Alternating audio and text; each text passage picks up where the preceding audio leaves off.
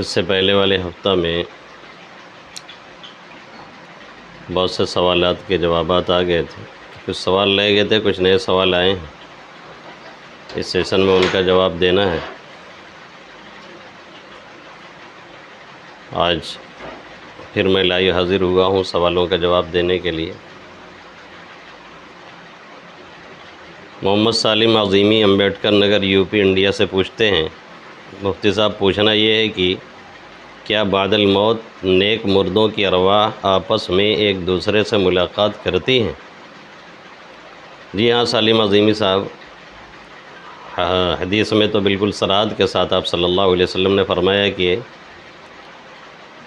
ارواح ایک دوسرے کا استقبال کرتی ہیں، جیسے دنیا میں تم میں کا کوئی کسی کی آمد پر اس کا استقبال کرتا ہے، بلکہ اس سے بڑھ کر کے اور مومنین کے ارواح علیین میں یا جنت میں زیر عرش کوئی جگہ علیین، جیسا کہ بعض روایتوں سے لگتا ہے وہاں پہ، بہرحال جہاں بھی جمع ہوتی ہیں ایک دوسرے کا استقبال کرتی ہیں، ملاقات کرتی ہیں، اور یہی نہیں کہ ملاقات کرتی ہیں بلکہ سوال بھی کرتی ہیں کہ فلاں شخص کیسے ہے، فلاں شخص کا کیا حال ہے، کوئی جا چکا ہے وہاں پہ نہیں ہے اس کی روح تو پھر کہاں چلی گئی، اور لوگ کس حال میں ہیں۔ اگر اچھائی کرتے ہیں لوگ، اچھے حالات میں رہتے ہیں تو اس پر ان کو خوشی ہوتی ہے، اور اگر لوگ برائی کرتے ہیں تو پھر ان کے لیے وہ استغفار کرتے ہیں۔ اس طرح کے الفاظ احادیث میں موجود ہیں۔ سیف اللہ ابن اکبر حسین، پرتاپ گڑھ، یو پی، انڈیا سے پوچھتے ہیں، حضرت میرا سوال یہ ہے کہ اہل سنت والجماعت کے نزدیک فاتحہ جو بریلوی مسلک کے حضرات کھانے یا شیرینی وغیرہ پر کرتے ہیں، شرعی حیثیت کیا ہے، جائز ہے کہ ناجائز ہے؟ اگر جائز ہے تو اس کا صحیح طریقہ کیا ہے؟ دیکھیے، جو رائج فاتحہ ہے جو بریلوی حضرات کرتے ہیں، ظاہر ہے وہ التزام بالا یلزم، ایک چیز لازم نہیں شرعاً اسے لازم قرار دینا، اور پھر شیرینی وغیرہ پہ پڑھنا اور پڑھ کر کے پھر اس کو ایصال ثواب کے طور پر ثواب بھیجنا، ظاہر ہے یہاں پڑھنے والی کی نگاہ تو جلیبی اور حلوے پہ ہوتی ہے، تو اس کو خود ثواب نہیں ملتا ہے تو دوسرے کو ثواب کیا پہنچائے گا؟ اس لیے وہ صحیح نہیں ہے۔ یہ کئی بدعات کا مجموعہ ہے۔ خود احمد رضا خان صاحب بریلوی رحمہ اللہ تعالیٰ نے اس کے ناجائز اور غلط ہونے کا فتویٰ دیا ہے، کوئی بھی ان کے فتاویٰ میں دیکھ سکتا ہے۔ جائز طریقہ وہی ہے کہ آدمی پڑھ کر کے بخش دے، خود پڑھے، کسی دوسرے سے کہہ دے فلاں مرحوم کے لیے آپ کو ایصال ثواب کرنا ہے، وہ پڑھ کر کے بخش دے، استغفار کرے، سورہ فاتحہ پڑھے، اور کوئی سورہ پڑھے، حدیث میں ہے سورہ تکاثر ہے، قل اللہ ہے، اس طرح سے بخشنے میں کوئی حرج نہیں ہے۔ جو طریقہ رائج ہے وہ صحیح نہیں۔ حافظ محمد عادل، مجدیہ، جونپور، یو پی سے پوچھتے ہیں، نماز کے بعد اجتماعی دعا کرنے کی کیا حقیقت ہے؟ دیکھیں، ہمارے یہاں جو نماز کے بعد دعا ہوتی ہے حقیقت میں وہ اجتماعی تو ہے ہی نہیں۔ بھائی امام صاحب ہاتھ اٹھا دیتے ہیں، سب لوگ اٹھاتے ہیں، لیکن سب اپنی دعا مانگتے ہیں، کوئی امام کی دعا پہ آمین نہیں کہتا ہے۔ جو جہری دعا بعض جگہوں پہ دعا ہوتی ہے مستقل، اس کے بدعت ہونے میں شبہ نہیں ہے۔ کبھی کسی وجہ سے اجتماعی دعا جہری ہو جائے نماز کے بعد تو کوئی حرج نہیں، مستقل طور سے اس طرح سے مانگنا صحیح نہیں ہے۔ باقی یہ نماز کے بعد دعا کرنے کا حکم ایک طرح سے حدیث میں موجود ہے۔ آپ صلی اللہ علیہ وسلم نے فرمایا کہ نماز، ہر فرض نمازوں کے بعد دعا قبول ہوتی ہے یا نمازوں کے بعد دعا قبول ہوتی ہے، تو مانگنا چاہیے اور اس کو لازم نہیں سمجھنا چاہیے۔ اگر کوئی اٹھ کر کے جا رہا ہے کسی وجہ سے تو اس کو گھورنا بھی نہیں چاہیے، کہاں بھاگ رہے ہیں۔ ہم عام طور پہ مستقل مانگتے ہیں، کوئی جانے لگتا ہے تو اس کو اچھی نگاہ سے نہیں دیکھتے، اور بعض دوسرے حضرات ہیں وہ اتنا اس سے انکار پہ ہیں کہ کبھی مانگتے ہی نہیں اور مانگنے ہی غلط بتاتے ہیں، دونوں پہ غلطی کر رہے ہیں۔ Mohammad Hamza Gireni, Jaunpur, U P, India سے پوچھتے ہیں، بالوں میں کلر وادی مہندی لگانا کیسا ہے؟ اگر لگا سکتے ہیں تو کون سا کلر لگائیں؟ دیکھیے، بالوں میں جو کلر والی مہندی ہے تو کالی کے علاوہ آپ کوئی بھی لگائیں۔ کالی کے حدیث میں آپ صلی اللہ علیہ وسلم نے منع فرمایا ہے، صرف جنگ کے موقع پر جائز ہے۔ جب جنگ ہو رہی ہو، زن غالب ہو کہ جنگ ہونے والی ہو، تو آپ لگا کر کے تھوڑا سا دکھائیں اپنے آپ کو کہ ہم بھی جوان ہیں، تاکہ سامنے والے پہ روب پڑے اور اثر پڑے۔ باقی بہت سے لوگوں نے لکھ دیا ہے کہ بیوی کے لیے بھی استعمال کر سکتے ہیں۔ بھائی بیوی آپ کی حیثیت جانتی ہے، اس لیے وہاں پہ آپ کالا کر کے جوان بننے کی کوشش نہ کریں۔ ہاں، دوسرے بہت سے کلر آتے ہیں، اس کو آپ استعمال کر سکتے ہیں، جیسے براؤن ہے یا براؤن ڈارک ہے، جو دور سے کالی جیسی دکھتی ہے، جیسا کہ بہت سے علماء لگاتے ہیں، یہ کالا والا جو خضاب چل گیا ہے، ناجائز حدیث میں کہ ادھر شخص جنت کی خوشبو بھی نہیں پائے گا، جیسا کہ ابو داؤد کی روایت ہے۔ بہت سے پڑھے لکھے لوگ بھی لگاتے ہیں، اب ان کے پاس کیا تعویل ہے میں تو سمجھ نہیں پاتا۔ محمد اعظم صاحب انڈیا سے پوچھتے ہیں، مفتی صاحب میرا سوال یہ ہے کہ عصر کا وقت کب تک رہتا ہے اور عصر کی فرض نماز کتنے وقت کے اندر پڑھ سکتے ہیں؟ دیکھیے، ایسے تو عصر کا وقت عصر کے بعد سے لے کر کے مغرب تک رہتا ہے۔ ہاں، جب سورج ڈھل جائے اور اتنا زیادہ نیچے چلا جائے کہ آسانی سے اس کو دیکھا جا سکے، نگاہ اس پہ ٹکے، تو یہ وقت مکروہ ہے۔ لیکن بہرحال جب آپ اس دن کی عصر کی نماز اس وقت میں پڑھیں گے تو نماز ہو جائے گی، لیکن اس وقت تو تھوڑی سی کراہت آ جاتی ہے۔ محمد مبین بہرائچ انڈیا سے پوچھتے ہیں، ایک سوال ہے، مرنے والے نے ورثہ میں ایک بیوی، 4 بچے اور 3 بچیاں چھوڑی، نیز ترکہ میں نقدی 12,50,000 روپے چھوڑا ہے، اب اس رقم کو ان میں کیسے تقسیم کریں؟ وضاحت کے ساتھ جلد از جلد ارسال کرنے کی زحمت فرمائیں۔ دیکھیں، اس میں تو جو ان کی بیوی ہیں ان کا 8واں حصہ ہے، اور اس کے بعد جو لوگ بچتے ہیں وہ سب عصبہ ہیں۔ بچوں کا، لڑکوں کا 2 حصہ بنے گا اور لڑکیوں کا 1 حصہ بنے گا، اور کیلکولیٹ کے اعتبار سے جو ایک صاحب نے نکال کے مجھے دیا ہے وہ زوجہ کا ہے 1,56,250 روپے، اور لڑکوں کا آ رہا ہے 1,98,863 روپے 64 پیسہ، اور لڑکیوں کا آ رہا ہے 99,431 روپے 82 پیسہ۔ اس اعتبار سے سب کو آپ تقسیم کر سکتے ہیں۔ حصہ ہم نے بتا دیا ہے، اب آپ کہیں اور سے بھی نکلوا سکتے ہیں، یہی ترتیب آ رہی ہے۔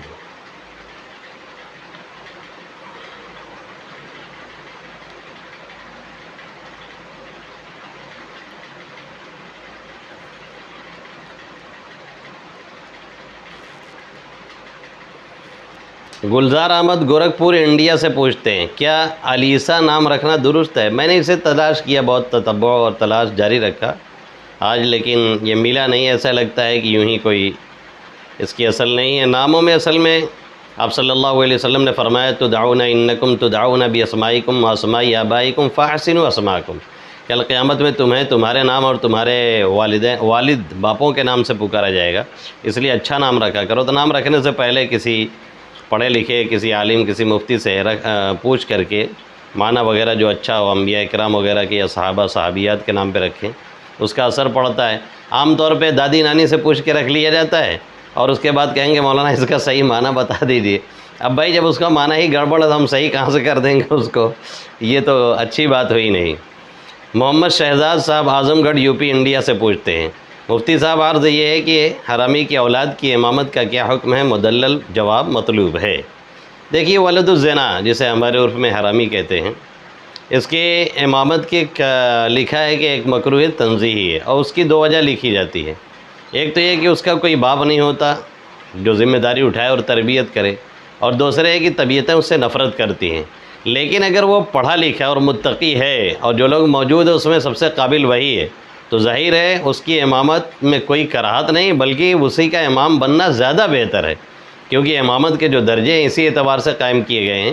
جو کہا گیا ہے کہ مکروہ ہے تو اس کی وجہ عام طور پہ ہوتی وہی ہے کہ کوئی دیکھنے والا نہیں ہوتا، تربیت کرنے والا نہیں ہوتا، پڑھائی لکھائی نہیں ہو پاتی ہے، تو اس لیے کہہ دیا گیا کہ مکروہ تنزیہی۔ ورنہ اگر وہ قابل ہے اور امامت کے لائق اور صلاحیت ان کے اندر موجود ہے تو امام بننے میں کوئی حرج نہیں۔ امام الحق چمپارن بہار انڈیا سے پوچھتے ہیں، قبر پر ہاتھ اٹھا کر دعا کر سکتے ہیں یا نہیں؟ حوالہ کے ساتھ جواب دیں تو مہربانی ہوگی۔ دیکھیے، اس میں تو مختلف روایات ہیں آپ صلی اللہ علیہ وسلم سے۔ اکثر روایتوں میں تو یہی کہ آپ صلی اللہ علیہ وسلم نے دعا مانگی، وہاں پہ آپ نے استغفار کیا میت کے لیے، لوگوں سے کہا دعا مانگنے کے، استغفار کرنے کو۔ لیکن بعض روایتوں میں باقاعدہ ہے کہ آپ صلی اللہ علیہ وسلم نے ہاتھ اٹھا کے دعا مانگی، جیسا کہ مسلم شریف میں حضرت عائشہ رضی اللہ تعالیٰ عنہ کی روایت ہے کہ فانطلقت، میں پیچھے پیچھے گئی، آپ جنت البقیع آئے، وہاں پہ آپ نے 3 مرتبہ دعا میں ہاتھ اٹھائے، اور حضرت ذوالبجادین کی وفات کے بعد آپ صلی اللہ علیہ وسلم نے ان کے قبر پہ ہاتھ اٹھا کے دعا مانگی تھی۔ اور بعض روایتوں میں بھی ہاتھ اٹھا کے دعا مانگنے کا۔ ہمارے یہاں اکابرین کا جو عموماً طرز رہا ہے وہ ہاتھ نہ اٹھانے کا رہا ہے، اکثر لوگ نہیں اٹھاتے ہیں، لیکن بہرحال ہاتھ اٹھانے کی گنجائش ہی نہیں ہے، بلکہ اگر قبر والے سے مانگنے کا شبہ نہ ہو، شائبہ نہ پیدا ہو، اس وہ انداز اختیار کیا جائے کہ لگے کہ قبر والے سے نہیں مانگ رہا ہے بلکہ قبر والے کے لیے کچھ مانگ رہا ہے، تو کوئی حرج نہیں، بالکل آپ اٹھا سکتے ہیں۔ لیکن وہی ہے کہ کیونکہ وہی اسی دوسری روایت میں آپ صلی اللہ علیہ وسلم کے ہے استقبل القبلۃ ورفع یدیہ، آپ صلی اللہ علیہ وسلم نے قبلہ کا استقبال کیا پھر ہاتھ اٹھا کر کے دعا مانگی، یعنی قبر سے لگتا ہے کہ تھوڑا ہٹ گئے۔ بہرحال کوئی انداز ایسا اختیار کرنا چاہیے جس سے لگے کہ قبر والے سے نہیں مانگ رہے ہیں بلکہ مانگ کسی اور سے رہے ہیں، قبر والے کے لیے مانگ رہے ہیں، یعنی اللہ سے فریادی ہیں۔ اس انداز سے قبر پر ہاتھ اٹھا کر کے دعا کریں تو کوئی حرج نہیں ہے۔ محمد ثاقب امبیڈکر نگر یوپی انڈیا سے پوچھتے ہیں، حضرت اگر کسی نے اپنا پیسہ کاروبار میں کسی کو دے رکھا ہو تو اس میں نفع نقصان دونوں کا مالک ہے، تو کیا اس پر زکوٰۃ واجب ہوگی؟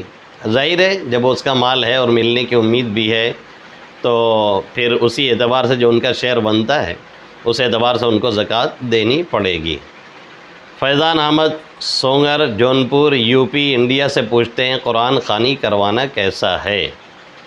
دیکھیے، ایک تو ہے کہ آپ نے کسی سے بھی کہہ دیا بھائی فلاں صاحب کے ہمارے وفات ہو گئی ہے تو آپ قرآن پڑھ دیجیے گا، پڑھوا دیجیے گا، ایصال ثواب کروانا جیسا کہ رائج ہے عام طور پہ، اس میں تو کوئی حرج نہیں۔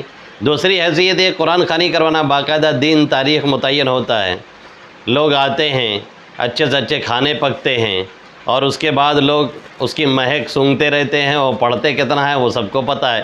بعض ویڈیو آئی ہے تو دیکھ کر کے طبیعت یہی کہتی ہے کہ پڑھنے والے کو جوتا مارا جائے، وہ کیسے پڑھتا ہے اور کیا کرتا ہے۔ تو وہ قرآن خوانی بدعات کا مجموعہ ہے۔ التزام ما لا یلزم، جو چیز شریعت نے لازم نہیں کہ اس کو لازم کرنا، دعوت دینا، دعوت خوشی کے موقع پہ ہے یا غمی کے موقع پہ دی جا رہی ہے، تشبہ بالہنود، ہندوؤں کے ساتھ مشابہت پائی جا رہی ہے، ان کے یہاں ترہی وغیرہ ہوتی ہے، اس طرح سے باقاعدہ کھانا ہوتا ہے اور اس پر پڑھا جاتا ہے، کھانے پر برہمن کچھ وید وغیرہ پڑھتے ہیں، ان کے مقتداؤں کی دیکھا دیکھی سب رائج ہو گیا ہے، یہ طریقہ صحیح نہیں ہے۔ باقی کسی سے بھی آپ کہہ سکتے ہیں کہ ایصال ثواب کے طور پہ پڑھ دیں، کبھی بھی پڑھ دیں۔ محمد اسجد مانی کلا مقیم سعودی عرب سے پوچھتے ہیں، اگر بہت ساری نمازیں قضا ہو جائیں اور یاد نہ ہو تو کیسے قضا ادا کریں؟ دیکھیں اسجد صاحب، اس سلسلے میں عرض یہ ہے کہ آپ یہ نیت کر لیں کہ ہماری جو پہلی نماز چھوٹی ہے ظہر کی، ہم اسے پڑھ رہے ہیں، پھر اس کے بعد جو پہلی عصر کی وہ پڑھ رہے ہیں، پھر جو پہلی مغرب کی وہ پڑھ رہے ہیں، پہلی عشاء کی وہ پڑھ رہے ہیں، پھر پہلی فجر کی وہ پڑھ رہے ہیں، اس طرح سے پڑھتے چلے جائیں اور اتنا پڑھیں کہ ظن غالب، یعنی دل یہ آپ کو گواہی دینے لگے کہ اب آپ کی نمازیں پوری ہو گئی ہیں، تب جا کر کے آپ قضا کرنا چھوڑ دیں۔ محمد محسن صدیقی کوسا ممبرا ممبئی سے پوچھتے ہیں، مسجد کی دیوار پر تاج محل کا نقش و نگار کر سکتے ہیں یا نہیں؟ دیکھیں، ایک تو مسجد کی دیوار سامنے والے حصے میں دیوار قبلہ جسے کہتے ہیں، نمازیوں کی جس پر عام طور پہ نگاہ پڑتی ہے، اس پر تو کوئی نقش و نگار بگانا مکروہ ہے، اس لیے کہ نمازی کا ذہن اسی طرف جائے گا اور نگاہ بار بار جائے گی اور نماز میں خلل واقع ہوگا، خشوع و خضوع میں خلل ہوگا، تو مکروہ ہے۔ سائڈ وائڈ پہ کہیں کہ اگر کچھ بنایا جاتا ہے کوئی نقش و نگار تو کوئی حرج نہیں۔ اسی طریقے سے اگر آپ تاج محل کا نقشہ بھی بنا دیں کہیں سائڈ پہ یا باہری دیوار پہ تو ظاہر ہے کوئی حرج نہیں، میں سمجھتا ہوں۔ صدیق احمد پوٹریا جونپور یوپی سے پوچھتے ہیں، کیا جمعہ کی مبارکباد دینا درست ہے؟ قرآن و حدیث کی روشنی میں بتلائیں، مثلا لوگ میسج کرتے ہیں جمعہ مبارک۔ دیکھیے، اس سلسلے میں عرض یہ ہے کہ ایسے تو اصلاً کبھی اگر کسی نے جمعہ مبارک کہہ دیا تو کوئی اتنا بڑا جرم نہیں ہے، لیکن آہستہ آہستہ کوئی چیز ایسے ہی دھیرے آگے چلتے وہ بدعت بنتی ہے اور لوگ اس کو شریعت کا ایک لازمی حصہ سمجھنے لگتے ہیں۔ جیسے شروع میں بعض لوگ لکھتے تھے جمعہ مبارک، اب آپ دیکھیں گے فیس بک اور ٹویٹر اور واٹس ایپ پہ تو ہر کوئی جمعہ مبارک، بلکہ بہت سے لوگ تو میں ایسا سمجھتا ہوں کہ وہ لکھنا بھی نہیں جانتے، جمعہ کو لکھتے ہیں جمعہ مبارک اور لکھ کر کے سمجھتے ہیں کہ بس ہم نے فریضہ ادا کر دیا، اب وہ جمعہ پڑھیں، جمعہ کی سنتیں پڑھیں نہ پڑھیں، ارے بھائی جمعہ آیا ہے، خاص عبادت کا دن ہے، سید الایام ہے، اس میں ایک درود کا 70 گنا ثواب ملتا ہے، نماز پڑھنا چاہیے، درود پڑھنے چاہیے، ایک وقت ایسا ہے جس میں اس میں دعا قبول ہوتی ہے، کوشش ہو کر کے کرنا چاہیے۔ یہ صرف جمعہ مبارک کا میسج کرنا اگر ایسے ہی سلسلہ چلتا رہا تو ظاہر ہے یہ ایک زبردست بدعت کی شکل اختیار کر لے گا، اس لیے اس سے پرہیز کرنا ضروری ہے، جیسا کہ حضرت تقی عثمانی حفظہ اللہ تعالیٰ نے بھی لکھا ہے۔ محمد جاوید پرتاپ گڑھ انڈیا سے پوچھتے ہیں، مفتی صاحب کیا تراویح میں اجرت لینا جائز ہے؟ اس لیے کہ مفتی زروالی خان صاحب کا کہنا ہے رحمہ اللہ تعالیٰ کہ جائز ہے، اور کہہ رہے تھے کہ بخاری شریف میں ہے کہ سب سے اچھی اجرت وہ ہے جو تمہیں تعظیم و تکریم کے ساتھ قرآن کے سلسلے میں ملے، اور کہہ رہے تھے کہ سعد بن ابی وقاص کو قرآن کے سلسلے میں کئی بکریاں ملی تھیں، اور کہہ رہے تھے انہوں نے پہلے سے متعین کیا تھا، اور کہہ رہے تھے کہ لا تشتری والی آیت سے تراویح کی عدم اجرت پر استدلال کرنا درست نہیں، کیونکہ دنیا کا سب سے بڑا مفسر فخر رازی احمد نصفی علامہ آلوسی نے اس آیت سے استدلال کو غلط کہا ہے، اور مولانا الیاس گمن صاحب کہہ رہے تھے تراویح پڑھانے والے کا خیال رکھنا چاہیے یعنی دینا چاہیے۔ دیکھیں اس سلسلے میں جو کابرین کی پہلے سے رائے ہے کہ نہ لیا جائے، عام طور پہ لوگ یہی لکھتے ہیں، باقی دلائل کی دنیا میں جو بات آپ نے لکھی ہے اور کہی ہے اس میں کوئی دو رائے نہیں ہے کہ وہ سب باتیں بہت مضبوط ہیں، اور بہت سے علماء لینے کو جائز بھی کہتے ہیں۔ خود مفتی سعید صاحب رحمہ اللہ تعالیٰ سے پوچھا گیا تھا تو انہوں نے کہا تھا کہ بھائی جو دیتا ہے وہ تو پوچھتا ہی نہیں، اور جو نہیں دیتا ہے وہی عام طور سے پوچھتا ہے۔ ہمیں تو 18 سال سے زائد ہو رہے ہیں تراویح پڑھاتے ہوئے، اور آج تک تو کوئی ملا نہیں 5 روپے دینے والا۔ ہم سے تو الٹا لوگ مانگ لیتے ہیں کہ یار مٹھائی کھلاؤ مٹھائی کھلاؤ، کچھ لوگ اتنا لٹو ہو جاتے ہیں کہ ہمیں خود خرچہ کرنا پڑتا ہے۔ تو آپ کو کہیں دینے والا مل رہا ہے تو پھر بتائیے گا انشاءاللہ، تو پھر اور تفصیل کی جائے گی۔ ریاض اللہ کبیر نگر یوپی انڈیا سے پوچھتے ہیں، کسی رکعت کے دونوں سجدوں میں پڑھی جانے والی تسبیح یعنی سبحان ربی الاعلیٰ کا مساوی ہونا ضروری ہے، یا ایک سجدہ میں 5 مرتبہ دوسرے میں 3 مرتبہ بھی پڑھ سکتے ہیں، یا اگر پہلے سجدہ میں 5 پڑھ لیا تو دوسرے میں بھی 5 پڑھنا ضروری؟ دیکھیے یہ ضروری نہیں، مساوی ہونا ضروری نہیں ہے۔ آپ پہلے سجدہ میں 5 پڑھ لیں، دوسرے میں 3 پڑھ لیں، پہلے میں 3 پڑھیں دوسرے میں بڑھا دیں، جیسا نشاط ہو جیسی بشاشت ہو، زیادہ سے زیادہ پڑھنا چاہیے۔ 3 تو یہ کم سے کم مقدار ہے، اور وہ امام کے لیے۔ مشکل یہ ہے کہ جب ہم لوگ امام ہوتے ہیں، قوم کے مسلح پہ ہوتے ہیں تو خوب لمبی لمبی رکعت کرتے ہیں، خوب لمبا سجدہ رکوع ٹیرتے ہیں خوب، اور جب اپنی نماز پڑھتے ہیں تو پتہ چلا کہ والاسر انا اعطینٰ سبحان ربک رب العزت عما یصفون سلام علی المرسلین الحمد للہ رب العالمین اللہ اکبر۔ یہ طریقہ ٹھیک نہیں ہے۔ اپنا جب پڑھے تو اطمینان سے پڑھے، 3 مرتبہ کے بجائے 5 مرتبہ کہے، 7 مرتبہ کہے۔ محمد عمیر MP انڈیا سے پوچھتے ہیں، رشتہ دار کے ہاں تیجا 10واں 40واں فاتحہ کا کھانا کھا سکتے ہیں یا نہیں؟ اور دوسرا سوال ان کا ہے، بیماری کی وجہ سے پورے مہینے روزہ نہ رکھنے کے پر کتنے روپے فدیہ دینے ہوں گے؟ بھائی تیجا ہے، 10واں ہے، 40واں ہے، 20واں ہے، کیا کیا ہے، یہ سب کے سب بدعت ہیں۔ خود ان کے علماء نے صاف طور پہ، احمد رضا خان صاحب بریلوی کے لے لیجیے، یا ان کے جو اور بڑے بڑے علماء ہیں انہوں نے صاف طور سے لکھا ہے کہ یہ سب رسومات اور بدعات ہیں جس کا ترک کرنا انتہائی ضروری ہے۔ اس کھانے کو اگر آپ کھائیں گے تو بدعت کی حوصلہ افزائی ہوگی، اس لیے حتی الامکان اس سے پرہیز کرنا ضروری ہے۔ آپ کہیں سوال جڑا ہوا ہے کہ پورا مہینہ روزہ نہ رکھنے پر کتنے روپے فدیہ میں دینے ہوں گے؟ دیکھیے فدیہ میں جو فطرہ کی مقدار ہے 1 کلو 666 گرام تقریباً، ایک دن کا فدیہ یہی بنتا ہے۔ اب آنے والے دنوں میں وہ گیہوں کی کیا قیمت بنے گی اور کیا ہوگا، وہ حساب لگا کر کے آپ کسی سے بھی نکلوا سکتے ہیں۔ محمد عمران امبیڈکر نگر یوپی انڈیا سے پوچھتے ہیں، میرا سوال یہ ہے کہ کیا خلفائے راشدین کا نام لیے بغیر جمعہ کا خطبہ ہو جائے گا؟ دیکھیں خطبہ ہونے میں تو اس میں کوئی دو رائے نہیں، ہو جائے گا۔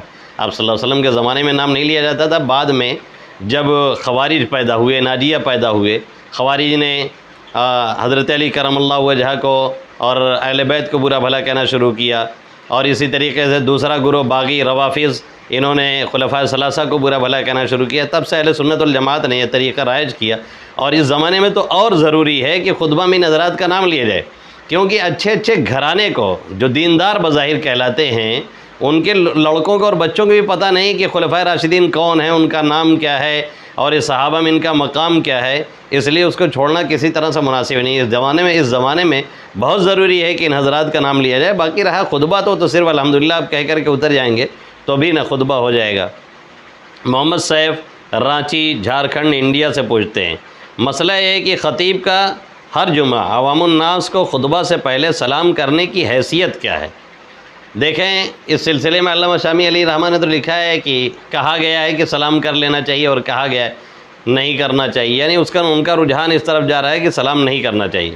لیکن علامہ شبیر احمد صاحب عثمانی رحمہ اللہ تعالیٰ نے اعلیٰ سنن میں تحقیق کی ہے، تو اس میں انہوں نے لکھا ہے کہ طبرانی کی روایت میں ہے کہ آقا مدنی صلی اللہ علیہ وسلم جب حجرہ سے نکلتے تھے تو بھی سلام کرتے تھے، اور جب ممبر پہ تشریف لاتے تو بھی سلام کرتے تھے۔ اس لیے مستحب ہے کہ جب آدمی ممبر پہ تشریف لائے تو سلام کرے۔ عام طور پہ ہم لوگ سلام کرتے نہیں، کبھی کبھار کر لینا چاہیے لوگوں کو یہ بتلانے کے لیے کہ اس موقع پہ بھی سلام مستحب ہے۔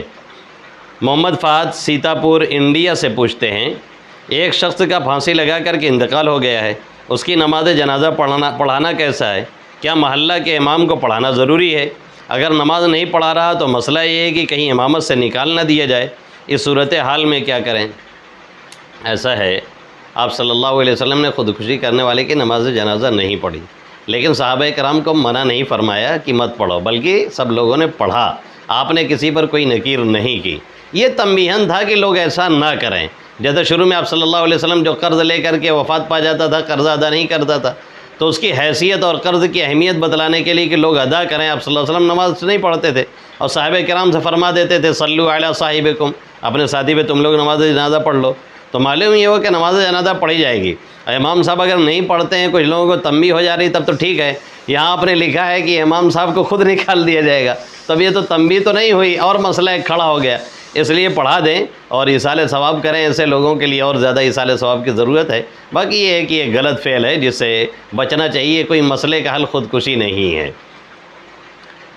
محمد اطہر ڈھنڈوارہ جونپور یوپی سے پوچھتے ہیں، اہل حدیث فرقہ کے لوگ کہتے ہیں فجر اور ظہر کی سنت اگر پڑھ رہے ہیں اور فرض نماز شروع ہو گئی ہے تو سنت توڑ کر فرض میں شریک ہو جائیں، تو یہ کہاں تک صحیح ہے؟